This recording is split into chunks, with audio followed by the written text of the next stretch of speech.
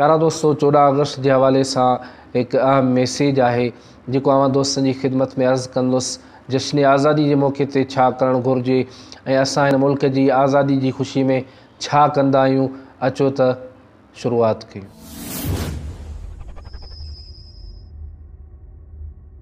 नहमदुहु व नुसल्ली व नुसल्लिमु अला रसूलिहिल करीम।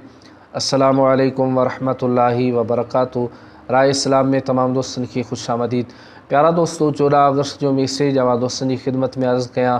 प्यारा दोस्तों, 14 अगस्त जो मैसेज इहो है त हिन ममलकत खुदादाद मां फ़हाशी, उरियानी, बदउनवानी, बदअमनी, दहशतगर्दी, बेरोज़गारी ऐं ॿियनि बुराइयुनि जो ख़ात्मो आणे इन मुल्क के बानी पाकिस्तान क़ाइदे आज़म मोहम्मद अली जिन्ना की सोच और फ़िक्र मुताबिक एक इस्लामी जमहूरी फलाही रियासत बणायो वञे। जश्न आज़ादी के मौके ते बजाय रक़्स करण जे, म्यूज़िक वॼाइण जे, असां जेकॾहिं उन्हनि हस्तियुनि जी ज़िंदगी ते नज़र विझूं जिन पाकिस्तान की आज़ादी के वक़्त पंहिंजो किरदार अदा कयो ऐं पंहिंजी जानियुनि जा नज़राना पेश कया। रब्बे कायनात पाक फ़ौज के जवाननि की हिफ़ाज़त फ़रमाए जेके हर वक्त मुल्क के दिफ़ा के लाइ पहिरो ॾेई रहिया आहिनि।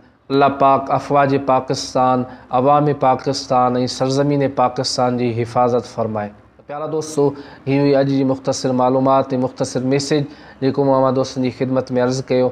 वरी नई मालूमात में आवां दोस्तन की खिदमत में हाज़िर थींदुसि। तेसी ताईं इजाज़त ॾींदा। अल्लाह हाफ़िज़।